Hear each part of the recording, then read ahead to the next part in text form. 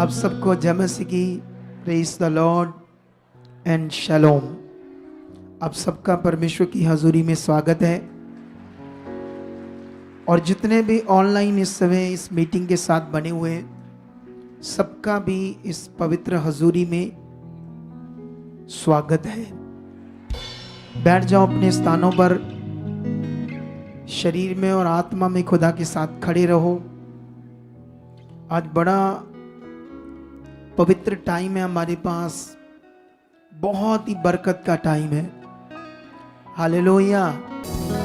आंखें बंद करो, अपनी बाइबल्स उठाओ और प्रार्थना करो आज के वचन के लिए कि जीवित परमेश्वर, आज हम तेरी इच्छा में चल चुके हैं। धन्यवाद खुदावंद, धन्यवाद खुदावंद, धन्यवाद जीवित परमेश्वर। लब्रो से मांगो मांगो मांगो परमेश्वर से बुद्धि समझ के। परमेश्वर खुदाबंद, हम प्रार्थना करते हैं आज तेरे चरणों में आकर, तेरा तख्त लगा है, हम तेरे चरणों में बैठे। पिता परमेश्वर, आपका हाथ हमारे सिर पर रख दो। और परमेश्वर, आज जब आत्मा के द्वारा अपने दास के मुख से बोलो, वो वचन आज का अंधकार की शक्तियां चुरा ना पाए। उस वचन को हम ग्रहण करने वाले बन चुके, उस वचन पर हम चलने वाले बन चुके, क्योंकि वह वचन हमारे जीवन का आधार है। हमारे जीने के लिए वो आधार है, वो उजाला है, वो चानन है। खुदावंद, हम मांगते हैं इस वचन की समझ दे चुके हो, ताकि इसे समझ कर हम आपकी इच्छा में बढ़ते जाएं। ऐसा आप यीशु मसीह के नाम से कर चुके, आमीन। क्योंकि परमेश्वर का वचन ही आपको सेव करेगा। परमेश्वर का वचन ही आपको आपके मन की आंखें खोलेगा, आपके रिश्ते को परमेश्वर के साथ बनाकर रखेगा, और दुष्ट की जुक्तियां आपकी जिंदगी में काम ना करें, वो वचन ही आपको बचाएगा। हालेलुया। ये सीख रहे थे, क्योंकि बाइबल के अंदर शुरू में हम जानते कि जब हमारा जन्म हुआ, जब आपका जन्म हुआ, मेरा हुआ, किसी भी इंसान का हुआ, तो ये पूरी दुनिया के लिए ये सच्चाई है, हर इंसान के लिए, हर धर्म के लिए। लेकिन वो अलग बात है कि उनके पास कोई और ज्ञान है और तरीका है, तो वो अपने तरीके से चलते हैं। लेकिन ये सच्चाई उनके लिए, क्योंकि सबको परमेश्वर ने बनाया है। जब कोई मनुष्य पृथ्वी पर पैदा हुआ है, तब से उसका जन्म जो हुआ है वो श्रापित जन्म है, श्राप का जन्म है। इसीलिए दुनिया में जो लूले, लंगड़े, अंधे, बहरे, टेढ़े मेढ़े अंग पैदा होते, एबनॉर्मल बच्चे पैदा होते, तो लोग ये सोचते हैं कि उनको जो दुनिया का मालिक है परमेश्वर परमात्मा, उसने ऐसा बनाया है। सब ज्ञानी लोग, बाबा लोग भी ये बात करते हैं, और मसीह में भी क्रिश्चियन लोग भी ऐसा बोलते हैं। लेकिन मैं ऐसा नहीं बोलता, क्योंकि मेरे ऊपर ये भेदों को परमेश्वर ने क्या कर दिया, प्रकट कर दिया। क्योंकि जब बच्चा गर्भ में है तभी वो श्राप काम करता है। उसी श्राप के कारण ही लोग ऐसे, अच्छा जन्म जो जिन लोगों का नहीं होता, उस श्राप के कारण ऐसा जन्म पैदा होता है। लूले, लंगड़े, एबनॉर्मल, अंधे, गूंगे, बहरे, या अजीब तरह से बॉडी, कुछ अंग बने नहीं होते, टेढ़े मेढ़े होते। ये परमेश्वर ऐसा किसी इंसान के साथ नहीं करता, ये श्राप के कारण होता है। तो हमारा जो जन्म ही है, वो जन्म से ही हम पापी हैं और शारीरिक हैं।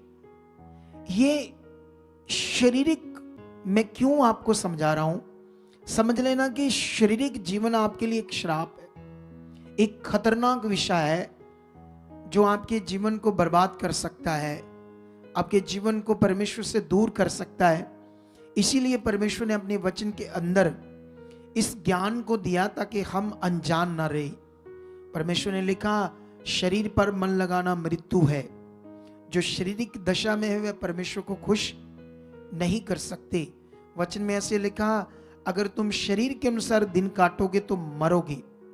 ये सारी बातें परमेश्वर ने इसीलिए बताई ताकि हम अनजान ना रहे, हम ज्ञानवान बने, हमें समझ आए परमेश्वर के राज्य की। जैसे दुनिया में लोगों के साथ जो भी हो रहा है, लोग कहते हैं कर्म है, किस्मत है, लेकिन सच्चाई ये नहीं कहती। दुनिया शारीरिक है। दुनिया के साथ जो भी हो रहा है उनके पाप के जीवन के कारण, शारीरिक जीवन के कारण हो रहा है। तुम्हारी जिंदगी में हालात, बीमारियां, रोग, दुख, प्रॉब्लम्स आने का कारण भी तुम्हारा पाप, तुम्हारी शारीरिकता है। तो इसीलिए तुम्हें शारीरिकता से बाहर आने के लिए ज्ञान चाहिए। तो इसीलिए मैं तुम्हें 2 पाठ दे चुका हूं। आई डोंट नो कितने लोगों ने उसे पकड़ा है। लास्ट संडे का वचन समझा है, फिर थर्सडे का समझा है, क्योंकि यहां पर बात यह है वर्ड। आप जानते हो जब यीशु मसीह पूरी दुनिया को छुड़ाने के लिए पाप से, शारीरिक जीवन से, खुदा ने, परमेश्वर ने खुद जन्म लिया मनुष्य के रूप में, पुत्र के रूप में। तो जैसे यीशु मसीह ने अपना काम स्टार्ट करना था दुनिया को बचाने का, तो यीशु मसीह ने बपतिस्मा लिया आत्मा से भरा हुआ। जब वो लौटा जंगल में, जर्दन से, तो 40 दिन 40 रात तक यीशु आत्मा के द्वारा परमेश्वर के साथ जुड़ गया और परमेश्वर के साथ सीख रहा है। लेकिन शैतान वेट कर रहा था, और जैसे ही वो दिन पूरे हुए, शैतान यीशु के पास आता है, और जैसे उसने आदम और उसकी पत्नी को गुमराह किया था, सेम यीशु को गुमराह करने के लिए आगे आता है, सेम। और जानते हैं यीशु मसीह से कैसे बातें करता है? जैसे शुरू वाली औरत हवा, उसको भी कैसे बात करता है? परमेश्वर का नाम लेकर। हालेलुया। कैसे नाम लेकर? परमेश्वर का नाम लेकर कहता, क्या सच है कि परमेश्वर ने तुम्हें इस वाटिका के सारे वृक्ष जो है, पेड़ है, इसके फल खाने को मना किया है? क्या परमेश्वर ने ऐसे परमेश्वर का नाम लेकर बात करता है? आप जानते हो वो परमेश्वर का नाम लेकर ही गुमराह करता है। जब शैतान किसी को यहां से तोड़ेगा, उसको, क्योंकि वो शारीरिक होगा तभी तोड़ा उसको, आत्मिक कैसे टूटेगा? यहां बताओ मुझे, कभी कोई आत्मिक जन यहां से टूटेगा क्या? कभी आत्मिक जन जुक्ति में फंस सकता है? जितने भी यहां टूटे हैं वो शारीरिक है, वो शरीर में ही थे, वो आत्मा में कभी आए नहीं। और उन्हें वो इस्तेमाल करेगा आपको गुमराह करने के लिए। और जब वो बातें करेंगे आपसे, वो फिल्म देखने की बातें नहीं करेंगे, बोलो, वो परमेश्वर का नाम लेकर ही बातें करेंगे तुम्हें गुमराह करने के लिए, जैसे शुरू में शैतान ने किया। समझ आ रही बात कि नहीं आ रही आपको? तो सेम यीशु मसीह को जब गुमराह करने के लिए आता है वो, तो उसके बाद क्या करता है? वो ऐसे बोलता है यीशु को, तू परमेश्वर का पुत्र है, इन पत्थरों को कह रोटी बन जाए। तू तो पुत्र है, तेरे बोलने से तो सब कुछ हो जाएगा। लेकिन यीशु मसीह तो वचन से भरा था, इसलिए उसने उसकी बात का जवाब वचन से दिया। हालेलुया। जितनी क्वेश्चन, जितनी बातें उसने गुमराह करने के लिए, अपनी जुक्ति में फंसाने के लिए यीशु से की, सब बातों का जवाब यीशु मसीह ने वचन से दिया, वचन से। इसलिए तुम्हारे अंदर वचन होगा तो तुम गुमराह नहीं होंगे। तुम्हारी बरकत, तुम्हारी आशीष जो तुम चाहते हो, जिसके लिए तुम आकर बैठे हो, सिर्फ तुम्हारा यहां आकर बैठना और चले जाना उठकर।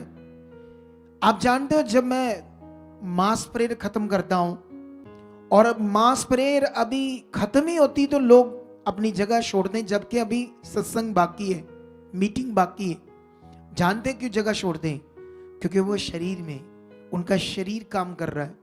वो दौड़ते हैं खाना खाने के लिए, लंगर खाने के लिए लाइनों में लग जाते हैं, बाहर कैंटीन है वहां कुछ खाने के लिए दौड़ते हैं, जबकि तुमने 6 दिन खाना पीना अपनी मर्जी करनी है। एक दिन तुम खुदा के घर में आए हो, एक दिन मास प्रेयर तक तो तुम बैठे रहे लंबे टाइम तक, लास्ट में आधा पौना घंटा भी तुम्हारा शरीर जर नहीं रहा, वो शरीर तुम्हें कंट्रोल कर रहा है। शरीर तुम्हें शरीर की इच्छा पूरी करवा रहा है। जो पीछे बैठे वो लोग सुन रहे हो, तुम्हें जरूरत है ज्यादा। आपको मेरी बात समझ आ रही है या नहीं आ रही?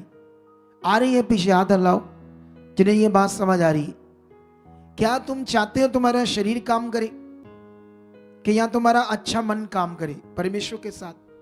देखो, जो कुछ तुम पाने आए हो परमेश्वर से, उसके लिए तुम्हें बदलना है, अपने शरीर को मारना है।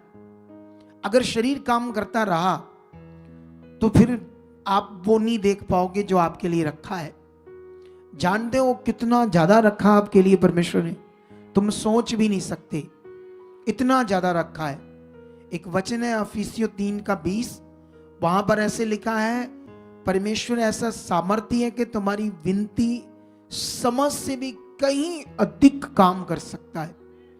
उतना तुम सोच नहीं रहे जितना वो करे। तुम्हारे पास उतनी सोच नहीं होगी, समझ नहीं होगी, तुम उतना चाहते नहीं होंगे जितना उसने तुम्हारे लिए रखा है। लेकिन मिल इसलिए नहीं रहा क्योंकि तुम शरीर में रह जाते हो। तुमने कभी मन फिराने का ध्यान नहीं दिया, कभी प्रैक्टिकल नहीं किया, कभी शरीर को मारने का पश्चाताप नहीं किया, रिपेंट नहीं किया कि खुदा के दास हर बार समझा रहे हैं, क्यों हम बात नहीं मानते, क्यों हम इस बात को नहीं मानते। अब गवाहियां देनी है, जल्दी आओ, एक दिन पहले आओ, कई बार बोला गया है, नहीं माना क्योंकि ये शरीर है। अगर ये शरीर रहा, तुम्हारे लाभ नष्ट होंगे, तुम्हारी बड़ी बड़ी बरकतों को शैतान नष्ट करेगा, आगे पीछे कर देगा, क्योंकि वो कर सकता है। बोलो, क्या कर सकता है? क्योंकि उसके पास ये अधिकार है, जब लोग शरीर में होंगे उनकी आशीष को वो खत्म करेगा। इसलिए आप लोगों को क्या देना होगा? ध्यान देना होगा। इसीलिए टॉपिक मैं समझा रहा हूं। लेकिन मैं आज तुम्हें एक ऐसा वचन पढ़ाने वाला हूं जिससे आपने बड़ा ध्यान से समझना है। यह वचन है गिनती की पुस्तक में, ठीक है, चैप्टर है 16। अभी सुनो ध्यान से, अभी पढ़ना नहीं, अभी आपने सुनना है। गिनती की पुस्तक आप खोल सकते हो, परमेश्वर का वचन, ठीक है। लेकिन यहां पर आप लोगों ने क्या करना है? अभी आप लोगों ने यहां से सीखना है। यहां पर 3 आदमी हैं, कोरे, दत्तान और अबीराम। ये 3 लेवीय हैं, लेवीय कुल से। और तुम लोग जानते नहीं लेवीय कुल के लोग कौन होते हैं। जब तुम पुराना नियम पढ़ोगे तो सारे कुलों के भाग में अलग अलग भाग आए, काम आए, बिजनेस आए, पैसा आया, खेती आया। लेकिन लेवियों के कुल के भाग में सिर्फ परमेश्वर आया। उन्होंने कोई बिजनेस, कोई खेती नहीं करनी, कोई काम नहीं करना। इन्होंने परमेश्वर के भवन की क्या करनी है, और इनका खाना पीना रहना सब परमेश्वर के भवन से होगा। ये इनके भाग में आया था। तो इनका कुल कैसा भागा है? अभागा है या भागा है? भाग्यशाली, भाग्यशाली है ना। हालेलुया। समझ आ रही मेरी बात की नहीं आ रही? इनके भाग्य में परमेश्वर का काम, परमेश्वर की सेवा आई। लेकिन याद रखना, शुरू से परमेश्वर का वचन क्यों लिखा गया? ताकि हम वचन से सीखकर समझ सकें कब लोगों ने परमेश्वर की आज्ञाओं को तोड़ा, कब लोग शरीर में गए, और शरीर में शैतान ने उन्हें कैसे कंट्रोल किया। जब जब तुम शरीर में जाओगे, शैतान तुम्हें कंट्रोल करेगा और परमेश्वर से दूर करेगा, और तुम्हारे लाभों को, जो प्रॉफिट्स, लाभ है तुम्हारी, उन्हें वो नष्ट करेगा। और उसका कारण कौन है? हम खुद, आप खुद। तो आप अपने लाभ को नष्ट करने का कारण खुद बनना चाहते हो या अपने बड़े लाभ को लेना चाहते हो? आमीन ऊंचा, बरकत भी बड़ी। सुनो तो देखो ध्यान से। इसीलिए मैं इस वचन को शुरू करता हूं, फिर आपको समझाता हूं यहां पर क्या हुआ, ठीक है। यहां पर परमेश्वर का दास मूसा, जैसे मैं भी खुदा का दास हूं, यहां पर एक वाक्या है समझने वाला जो आपको बड़ा ब्लेस करेगा। मैं जल्दी जल्दी इसको पढ़ता हूं। 16 की 1 से लेकर 5 तक लिखा, कोहरे जो लेवी का परपोता, कहात व एलिया नहीं, कहात का पोता और जिसहार का पुत्र था, वह एलियाब के पुत्र दतान और अबीराम और पलेत के पुत्र ओन, इन तीनों रुबेनियों से मिलकर मंडली के 250 प्रधान जो महानद और नामी थे, उनको संग लिया और वह मूसा और हारून के विरुद्ध उठ खड़े हुए। हालेलुया। ये तीनों बहुत सारे मंडली के लोगों को इन्होंने उकसाया और किसके? मूसा और हारून के विरुद्ध खड़े हो गए। अभी हमें समझना पड़ेगा यहां पर क्या हुआ, ठीक है।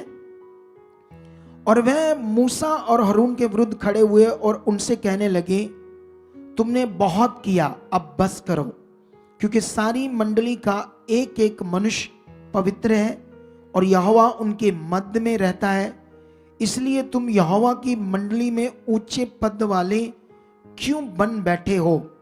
यह सुनकर मूसा अपने मुंह के बल गिरा और फिर उसने कोहरे और उसकी सारी मंडली से कहा, सवेरे यहोवा दिखला देगा कि उसका कौन है और पवित्र कौन है, और उसको अपने समीप बुला लेगा, जिसको वह आप चुन लेगा, और उसी को अपने समीप बुला भी लेगा। हालेलुया। अगर हमें इसको पूरा पढ़ेंगे, आपने घर जाके पूरा पढ़ लेना है इस अध्याय को, ठीक है। लेकिन मैं पूरा पढ़ूंगा तो लंबा हो जाएगा, इसलिए मैं तुम्हें शॉर्ट में समझाने की कोशिश करूंगा, ठीक है। यहां पर कोहरे, अबीराम और दतान, ये तीनों मिलकर परमेश्वर के लोगों को उकसा रहे हैं और मूसा के पास आकर उसका विद्रोह करते हैं और उसको कहते हैं कि बस करो, तुम ऊंचे पद पर बैठ गए और पवित्र, मतलब जितने भी मंडली में लोग हैं सब पवित्र हैं, तुम ज्यादा पवित्र नहीं हो, तुम ज्यादा खास नहीं हो, तुम क्यों ऊंचे पद पर, तुम हमारे ऊपर ऐसे हाकिम की तरह हो, है ना, जैसे कि हम तुम्हारी बात माने, सब कुछ जो तुम कहो वो करें। तो ये सिलसिला शुरू होता है यहां पर, ठीक है। लेकिन उसके बाद मैं अभी और आपको समझाता हूं एक वचन पढ़कर 16 की 12 से लेकर 14 तक। फिर मूसा ने एलियाब के पुत्र दतान और अबीराम को बुलवावा भेजा और उन्होंने कहा, हम तेरे पास नहीं आएंगे। क्या ये एक छोटी बात है कि तू हमको ऐसे देश में जिसमें दूध और मधु की धाराएं बहती हैं, इसलिए निकाल लाया कि हमें जंगल में मार डाले। फिर क्या तू हमारे ऊपर प्रधान भी बनकर अधिकार जताता है? फिर तुमने ऐसे देश में जहां दूध और मधु की धाराएं बहती ही नहीं पहुंचाया और ना हमें खेतों और दाख की बारियों के अधिकारी किया। क्या तू इन लोगों की आंखों में धूल डालेगा? हम तो नहीं आएंगे। पहले तो सबसे ज्यादा खतरनाक दिमाग और मन किसका हो गया था? कोहरे का।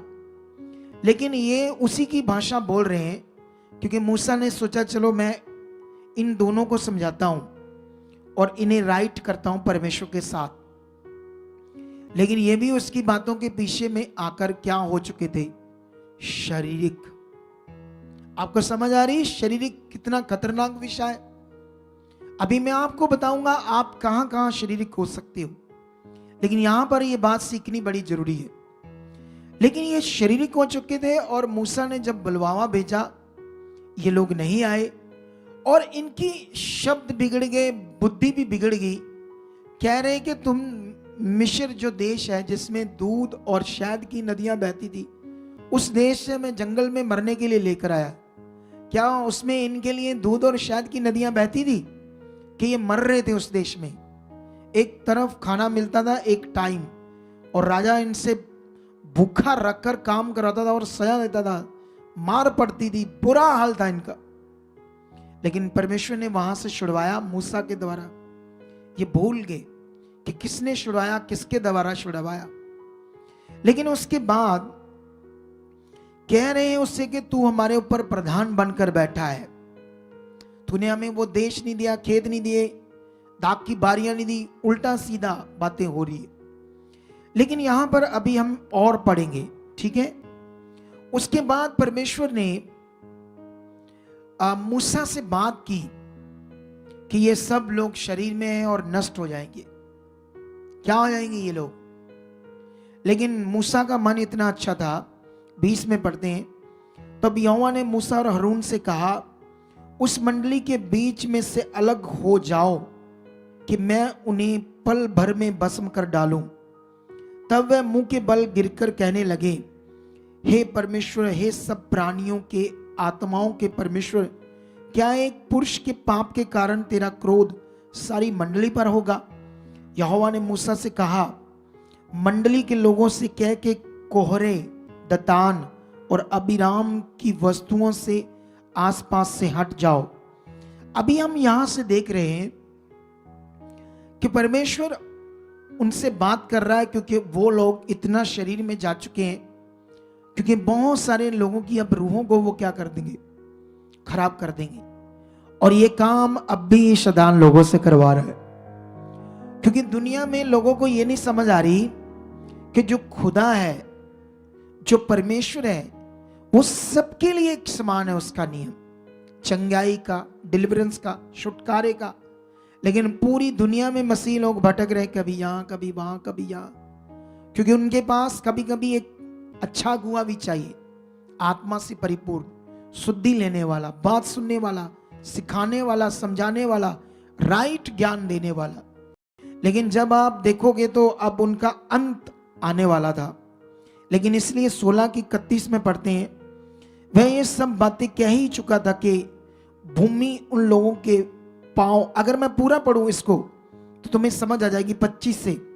तब मूसा उठकर दतान और अबीराम के पास गया और इस्राएलियों के वृद्ध लोग उसके पीछे पीछे गए, और उसने मंडली के लोगों से कहा, तुम उन दुष्ट मनुष्यों के डेरों के पास से हट जाओ, उनकी कोई वस्तु ना छुओ, कहीं ऐसा ना हो कि तुम भी उनके पापों में फंसकर मिट जाओ। है ना, जैसे कई लोग तो टूट गए, शरीर में चले गए, गलत चीज कर ही रहे, तुम लोग भी उनके पाप में न फंस जाना। तुम्हारा काम है, तुम्हें एक खुदा ने दास दिया है, उसके साथ मिलकर आगे बढ़ते जाओ। ये करने की तुम्हें जरूरत है, इसी में ध्यान देने की जरूरत है। ये आत्मिकता है, और वो सारी चीजें शारीरिकता है जो लोग करते हैं, और वो बड़ा नाश, बड़ी हानि है, बड़ा ही लॉस है उसका। मैं देख रहा हूं, मैं बहुत सारे लोगों को देख रहा हूं। लेकिन अभी जब यहां से पढ़ते हैं तो वहां वो टाइम आता है जब 31 में लिखा हुआ है, ये सब बातें कह ही चुका था कि भूमि उन लोगों के पांव के नीचे फट गई और पृथ्वी ने अपना मुंह खोल दिया, और उनका और उनके घर द्वार का सामान, कोहरे और सब मनुष्यों और उनकी सारी संपत्ति को भी निगल लिया, और वह और उनका सारा घर बार जीवित ही अधोलोक में जा पड़े, और पृथ्वी ने उनको ढांप लिया, और वह मंडली के बीच में से नष्ट हो गए। और जितने इजरायली उनके चारों ओर थे, उनका चिल्लाना सुन ये कहते हुए भागे कि कहीं पृथ्वी हमको भी निगल ना ले। तब यहोवा के पास से आग निकली और उन 250 धूप चढ़ाने वालों को भस्म कर डाला। हालेलुया। इसे सीखो आप लोग। जानते, कोहरे, दतान, अबीराम ने परमेश्वर के विरुद्ध बड़ा पाप किया, क्योंकि एक भी रूह को खराब करना परमेश्वर के विरुद्ध पाप करना है। हालेलुया। क्या करना है? एक भी रूह को उनको आगे पीछे करना, डाइवर्ट करना, याद रखना, परमेश्वर के विरुद्ध पाप करना है। और ये लोगों ने पता नहीं कितने लोगों को, क्योंकि मूसा को अपॉइंट किसने किया था? नबी किसने डराया था? भविष्यवक्ता किसने डराया था? अगुआ किसने डराया था सारी मंडली के ऊपर? खुदा ने। आज अगर मैं इस कुर्सी पर बैठा हूं, आपको टीच कर रहा हूं किसने मुझे अपॉइंट किया है। और जो लोग टूटे और मेरे प्रति बातें करते हैं, और बेचारे शरीर के लोग तो जानते नहीं, जो लोग नजदीक हैं वो जानते मेरे मन को, कैसा दिल है मेरे पास लोगों के लिए, कैसी पवित्रताई में हम चलते हैं। हालेलुया। और जो शरीर में होते लोगों की बातों में फंस जाती हैं। इसीलिए तुम्हें सीखना है, ये लोग जब इसने मन गलत बनाया, बुद्धि लगाई, शरीर में गया, तो इसको कंट्रोल किसने किया? परमेश्वर की मंडली को खराब करने के लिए किसने कंट्रोल किया? शैतान ने। यही तो चाहता है शैतान कि परमेश्वर के लोगों में गड़बड़ रहे। लेकिन याद रखना, यहां पर ये कोहरे, दतान और अभिराम, इनके घर बार, इनके पत्नियां, बच्चे तक, बाइबल में पढ़कर देखो, ऐसे जमीन फट गई इनके घरों के पास से, और ये जीवत जी नीचे चले गए। जीवत जी, मरने से पहले ये जिंदा नीचे धकेले गए सारे। ऐसा पाप किया इन्होंने, परमेश्वर के लोगों को खराब करने का पाप, और मूसा के विरुद्ध पाप। और उनके साथ 250 वो जो धूप दानी लेकर आए थे, वो भी आग से क्या हो गए? नष्ट हो गए। आपको समझ आई इनके नष्ट होने का कारण क्या था? शारीरिक जीवन। अभी हम छोटी छोटी बातों में ध्यान नहीं देते। मैं बोलता हूं अभी ले हैंड देखो, इधर गवाहियां हो रही, ले हैंड चेक करो, खड़े रहो स्थान पर। इन्हें लगता है ये तो पता नहीं क्या बोल रहे हैं, हमारे फायदे की चीज नहीं। बोलो, क्योंकि अभी तुम्हारा वो रिश्ता खुदा के दास से नहीं बना। अभी तुम्हारे मन में मैं वो नहीं हूं जैसा परमेश्वर ने मुझे ठहराया है। अगर ठहराया होता तो कुछ भी अपनी बुद्धि डिसीजन लेने से पहले तुम सोचते मेरे ऊपर कौन है। हालेलुया। ये लोग लालच कर रहे थे चीजों का, पद का, पदवी का, इसीलिए इनके साथ ऐसा हुआ, क्योंकि ये शरीर में थे। अभी मैं एक वचन आपको और पढ़ाना चाहता हूं। ये वचन याकूब, जो परमेश्वर का एक दास था, उसका है। ठीक है, आप जब याकूब की सारी जीवन को पढ़ोगे, कैसे कैसे उसका जन्म हुआ, 2 भाइयों का जन्म हुआ इसहाक से, क्या क्या हुआ, है ना, ये सारी बातें सीखोगे तो एक टाइम में दुष्ट की जुक्ति में फंसकर याकूब भी शरीर में गया। और जब ये शरीर में गया, इसको बड़ा दुख झेलना पड़ा। जो इसके लिए सबसे प्रिय चीज थी वो थी इसकी मां, और इसकी मां के लिए सबसे प्रिय कौन था? ये था याकूब, उसका बेटा। ये जिंदगी भर दोनों एक दूसरे को देख नहीं पाए, मरने तक, शरीर के कारण। शरीर से शैतान ने ऐसे कर दिया, इसके भाई इसहाक को इसके विरोध में कर दिया। ये खतरनाक विषय है। परमेश्वर ने ऐसे ही नहीं कह दिया कि शारीरिक व्यक्ति जो शरीर पर मन लगाते हैं वे मृत्यु है। ये कथा कहानी नहीं है, परमेश्वर का वचन। अगर बाइबल के अंदर लिखा था, यीशु ने कहा था मेरे कारण लोग तुमसे बैर रखेंगे, तो ये हो रहा है, क्योंकि ये सच्चाई है। यीशु ने पहले से कहा था जो जो मुझ पर विश्वास करेंगे, मेरे कारण तुमसे लोग क्या रखेंगे? बैर रखेंगे। इसीलिए तुम्हें यह समझना है कि परमेश्वर का वचन, एक भी वचन बदलेगा नहीं, पूरा होगा। इसलिए तुम्हें ध्यान देना होगा अपनी आत्मिकता पर। सोचकर देखो, जब तुम यीशु में नहीं आए थे वो दिन सोचो, मेरी तरफ ध्यान दो। जब तुम यीशु में नहीं आए तब सोचो पुराना टाइम, फिर तुम यहां से चलने लगे, फिर सोचो कैसे कैसे बरकत आई, कैसे कैसे आशीष आई। किसी मनुष्य को, किसी को देखकर, कोई कहता मैं छोड़ने वाला, जाने वाला, उसको देखकर तुम भी अपने मन को आगे पीछे कर रहे हो। क्या तुम्हें ये शरीर की चीज करनी चाहिए? तुम्हें करना चाहिए था खुदा के साथ रिश्ता और आगे बढ़ाना चाहिए था। हालेलुया। ये बड़ा विषय है आप लोगों की।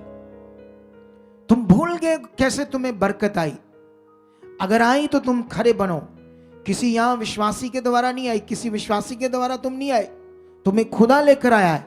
अगर तुम्हारा किसी से थोड़ा बहुत रिश्ता यहां बन गया है, तुम उससे बात करके उसके हिसाब से चलते हो। खाक तुम्हारा दिमाग है।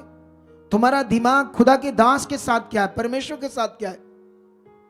हालेलुया। कितने लोगों को यह बात समझ आ रही है आज? अरे तुम्हारा रिश्ता, तुम्हारे जीवन सब कुछ किससे होना है? खुदा से होना है, आत्मिकता से होना है। यह बड़ा पॉइंट है आप लोगों के लिए जो तुम्हें पकड़ना होगा।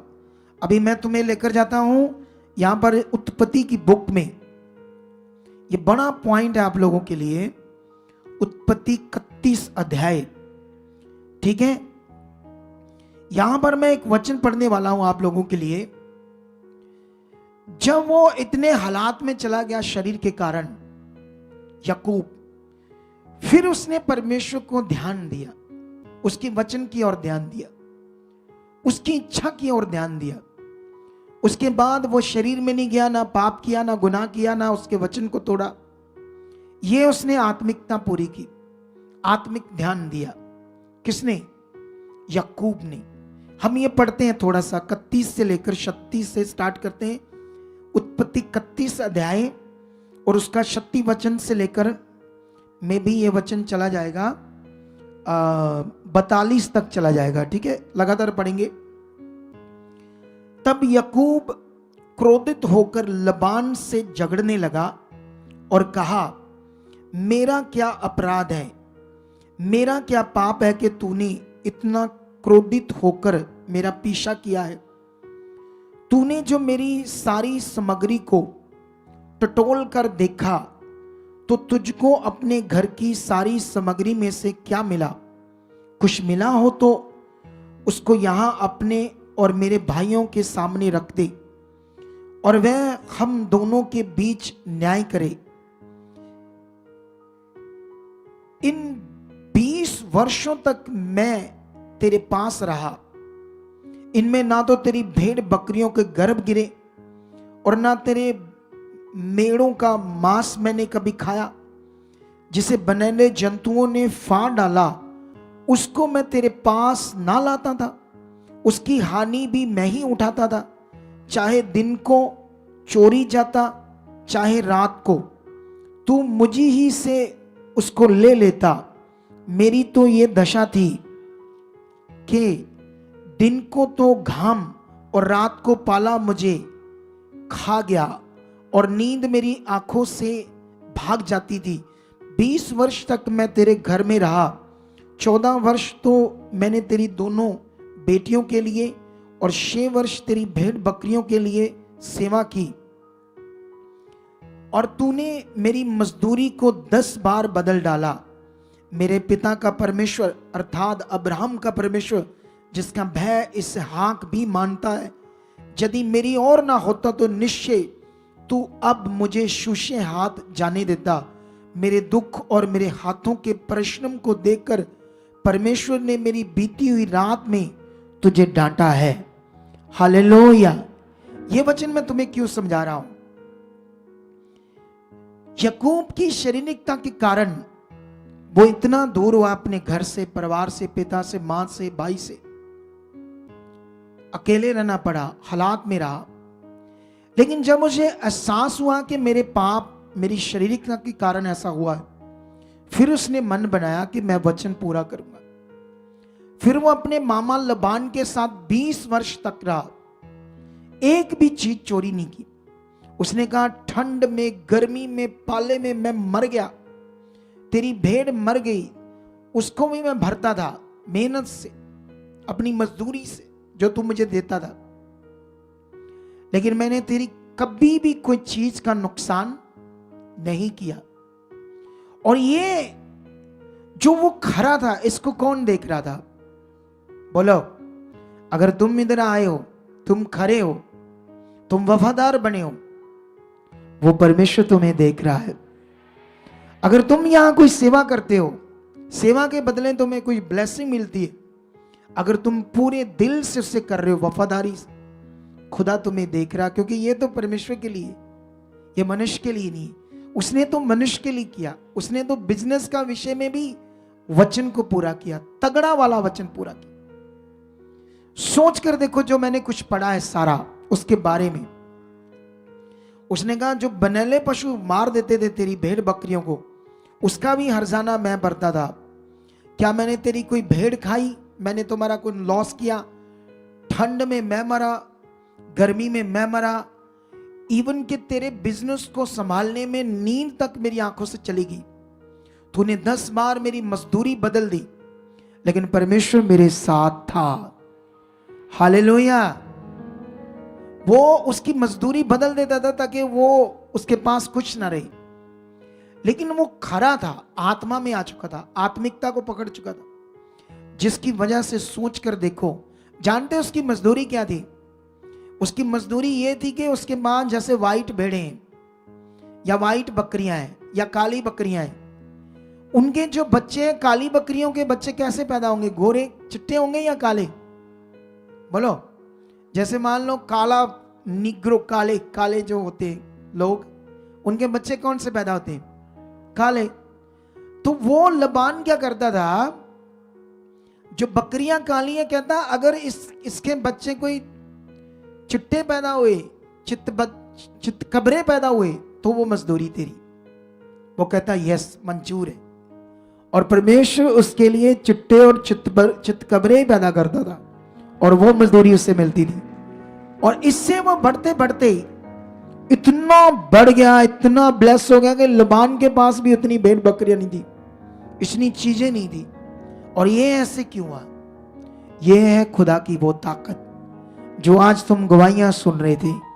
अगर तुम चाहते इससे भी बड़ी गवाहियां देखनी, तो फिर शरीर को मारो, क्योंकि शरीर बड़ा खतरनाक विषय है, इसे मारना होगा आप लोगों को। बाइबल में लिखा है, पैसे चीजों के लिए तुम्हारा अगर शरीर काम करता है, तो सोच लेना फिर तुम परमेश्वर के साथ सिद्ध नहीं हो।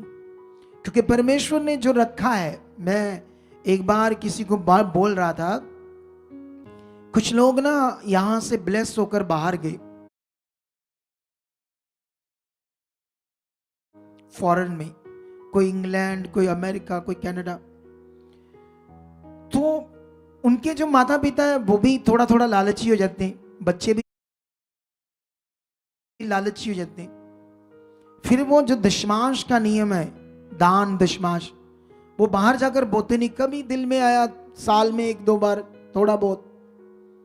मैं किसी को बता रहा था, किसी माता पिता को, अगर तुम्हारे बच्चों ने इस नियम को माना, क्योंकि परमेश्वर उन्हें लेकर गया, यहां से ब्लेस होकर गई, अगर उन्होंने परमेश्वर के काम के लिए अपना 10वां हिस्सा निकाल कर परमेश्वर के लिए बोया, तो तुम्हारे बच्चे उस देश में बड़े पद वाले होंगे।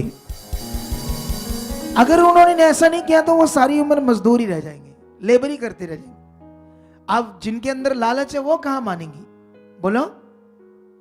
जिनके अंदर लालच है पैसे का, चीजें का, वो नहीं बोएंगे, वो इस कानून को, इस नियम को नहीं मानेंगे, क्योंकि उन्हें लगता है बाहर जाकर हम इतनी मेहनत करते हैं, फोकट में क्यों 10% डालें।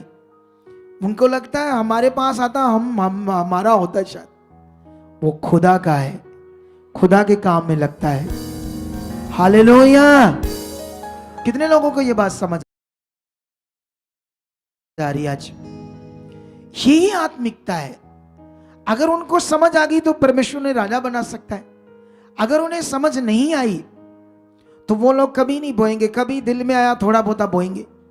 अगर आपने बोना है तो फिर खराई से बो, अच्छे से, दिल से बो, परमेश्वर के राज्य के लिए। फिर देखना वो तुम्हें कैसे ऊंचा उठाएगा। हालेलुया। मैंने इन दिनों में एस्तर की बुक पढ़ी,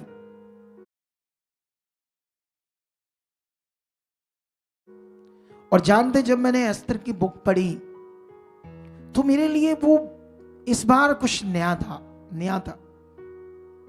इस बार जब मैं एस्तर की बुक को पढ़ रहा था, मैं समझ नहीं पा रहा था उस बुक के विषय को अच्छे से। मैं परमेश्वर के सामने रख रहा था, परमेश्वर मुझे बता, इसमें जो बातें मैं अंडरस्टैंड कर रहा हूं उन्हें कैसे प्रचार करूं, कैसे मैं बताऊं कि एस्तर की शादी किस राजा से हुई, क्यों हुई, क्या हुआ। मैं कुछ बातों को समझ नहीं पा रहा था। लेकिन जानते हो, एस्तर एक ऐसा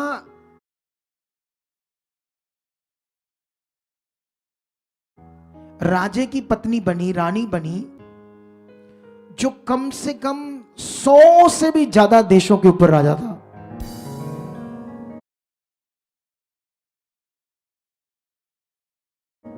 आमीन मेरा, बरकत भी सारी मेरी। बैठे रहो चुप करके। मैं 2 मिनट बीच में रुक गया था कि आमीन बोले ऊंचा या हालेलुया बोले।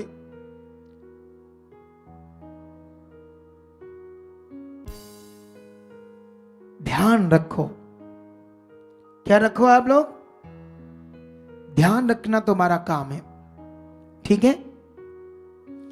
मैं जब ये पढ़ रहा था तो मुझे वहां पर एक वचन मिला जिसे मैं पढ़कर हैरान हो गया, ठीक है, क्योंकि ये तुम्हें मैं पढ़ाता हूं अभी अस्तर के बारे में।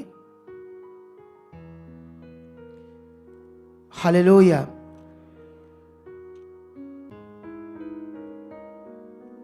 अस्तर के बारे में, ठीक है, क्योंकि जब मैंने ये पढ़ा ना अस्तर के बारे में, तो ये बात मुझे बड़ी जबरदस्त मालूम हुई। क्या हुई? जबरदस्त। तो मैं चाहता हूं तुम लोग भी इसे अच्छे से समझ लो, इस विषय को, ठीक है। ओके, तो मैं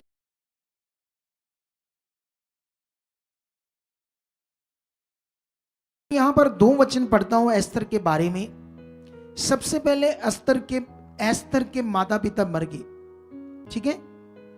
उसका एक चाचा था जिसने उससे पाला, उसका नाम था मोर्दकी। मोर्दकी ये नाम था उसके चाचा का, ठीक है। ये समझ लो चाचा था या भाई था, है ना, ऐसे चचेरा। लेकिन उससे पाला, पर उसने उससे बेटी की तरह पाला। जब उसे पाला तो यहां पर एक वचन पढ़ते हैं हम, एस्तर का 2 अध्याय उसका 19 से। जब कुंवारियां दूसरी बार इकट्ठा की गई